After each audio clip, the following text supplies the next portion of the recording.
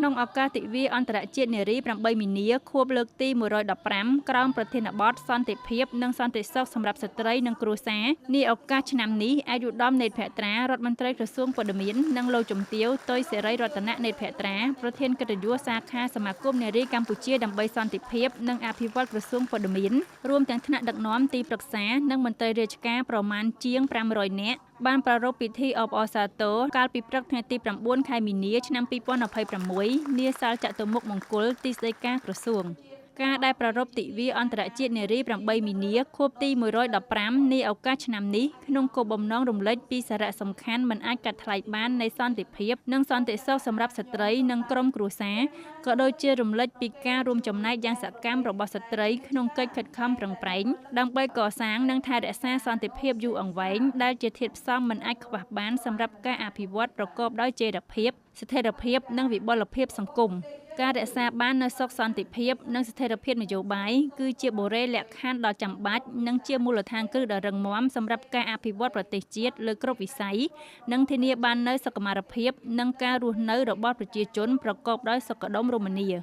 លោកជំទាវ តុយសេរីរតនៈនេតភក្ត្រាប្រធានកិត្តិយសសាខាសមាគមនារីកម្ពុជាដើម្បីសន្តិភាពនិងអភិវឌ្ឍក្រសួងព័ត៌មានអញ្ជើញអានព្រះរាជសារសម្ដេចព្រះមហាក្សត្រីនរោត្តមនីនាថសីហនុព្រះវររាជមាតាជាតិខ្មែរក្នុងសេរីភាពសេចក្តីថ្លៃថ្នូរនិងសុភមង្គលជាទីគោរពសក្ការៈដ៏ខ្ពង់ខ្ពស់ដោយនៅក្នុងព្រះរាជសារបានរំលេចពីសារៈសំខាន់មិនអាចកាត់ថ្លៃបាននៃសន្តិភាពនិងសន្តិសុខសម្រាប់ស្ត្រីនិងគ្រួសារដែលជាបុរេលក្ខខណ្ឌដ៏ចម្បងញ៉ាំងឲ្យស្ត្រីនិងក្រុមគ្រួសាររស់នៅជួបជុំប្រកបដោយសុភមង្គលសុខដុមរមនាសុខុមាលភាពទាំងផ្លូវកាយនិងផ្លូវចិត្តជាការគូបញ្ជាក់ពីការរួមចំណែកយ៉ាងសកម្មរបស់ស្ត្រីក្នុងការខិតខំប្រឹងប្រែងដើម្បីកសាងនិងថែរក្សាសន្តិភាព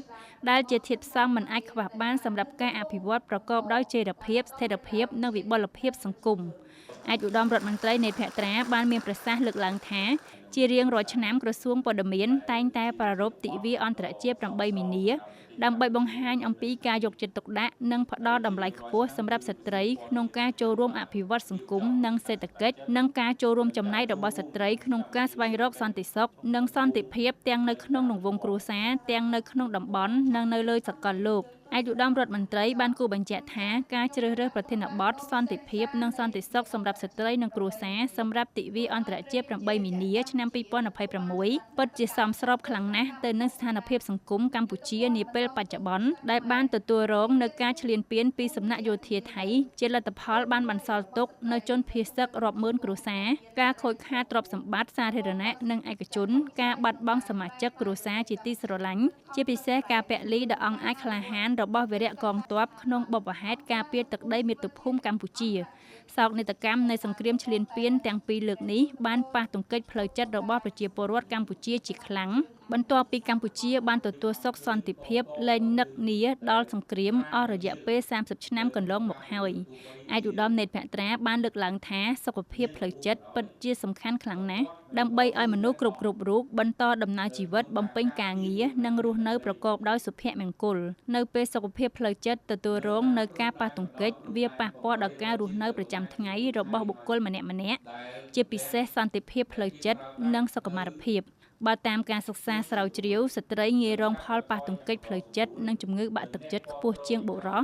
ដោយសារតែកត្តាច្រើនយ៉ាងរាប់បញ្ចូលទាំងកត្តាសង្គមកត្តាជីវសាស្ត្រនិងបន្ទុកនៃការទទួលខុសត្រូវខ្ពស់របស់ស្ត្រីដូច្នេះការចូលរួមលើកកម្ពស់ Gender គឺជាការផ្ដល់តម្លៃដល់ស្ត្រីនិងជាការទទួលខុសត្រូវរបស់មនុស្សគ្រប់គ្នាដើម្បីធានាបាននូវសន្តិសុខនិងសន្តិភាពផ្លូវកាយផ្លូវចិត្តនិងបញ្ញាស្មារតីរបស់ស្ត្រីពីព្រោះសន្តិសុខនិងសន្តិភាពផ្លូវកាយនិងផ្លូវចិត្តគឺជាមូលដ្ឋានគ្រឹះនៃសុខុមាលភាពសម្រាប់ស្ត្រីនិងគ្រួសារ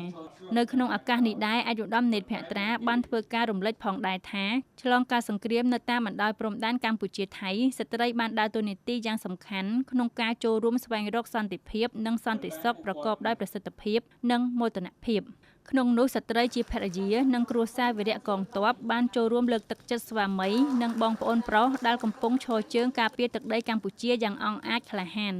ទោះបីជាភ័យតក់ស្លុតយ៉ាងណាក៏ដោយប៉ុន្តែពួកគេមិនចុះញោមមិនស្ទាក់ស្ទើរនិងមិនរាថយក្នុងការបន្តគាំទ្រជំរុញទឹកចិត្តវីរៈកងទ័ពចូលរួមការពារបូរណភាពទឹកដីនោះឡើយ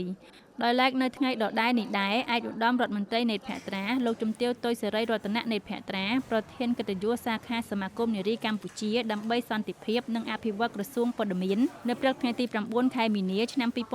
2026 បានអញ្ជើញទទួលអំណោយរួមមានទឹកដោះគោកូនក្មេងទឹកសុទ្ធទឹកក្រូចនិងនំកញ្ចប់ពីឯកឧត្តមលុងសេងអនុរដ្ឋលេខាធិការក្រសួងព័ត៌មាននិងលោកជំទាវ លីប៊ុនសែសមាជិកកិត្តិយសសមាគមនារីកម្ពុជាដើម្បីសន្តិភាពនិងអភិវឌ្ឍក្រសួងព័ត៌មាន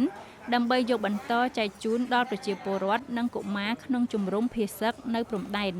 អំណោយទាំងនេះរួមមានទឹកដោះគោកូនក្មេងចំនួន40កេសទឹកក្រូចកូឡា26កេសទឹកសុទ្ធ VX-Active 41កេសនិងនំកូនក្មេង1000កញ្ចប់ឯកឧត្តមរដ្ឋមន្ត្រីនេតភក្ត្រាតាំងនាមថ្នាក់ដឹកនាំនិងមន្ត្រីរាជការក្រសួងព័ត៌មានសូមថ្លែងអំណរគុណចំពោះឯកឧត្តមលុងសេងនិងលោកជំទាវ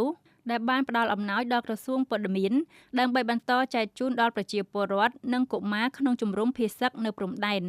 ទឹកចិត្តដល់ប្រពៃថ្លៃថ្លានេះបានបង្ហាញពីមនោសញ្ចេតនាសេចក្តីរាប់អាននិងការចូលរួមចំណែកយកចិត្តទុកដាក់ខ្ពស់របស់ឯកឧត្តមនិងលោកជំទាវលើការងារសប្បុរសធម៌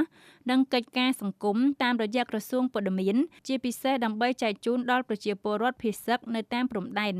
នៅក្នុងឱកាសនេះឯកឧត្តមលុងសេងនិងលោកជំទាវបានសម្ដែងនូវមោទនភាពដែលបានចូលរួមជាកម្លាំងដ៏រឹងមាំនៃមហាសាមគ្គីជាតិខ្មែរក្នុងពេលដែលប្រទេសជាតិយើងកំពុងជួបប្រទះនឹងការលំបាកដោយយើងទាំងអស់គ្នាឈរលើស្មារតីខ្មែរជួយខ្មែរ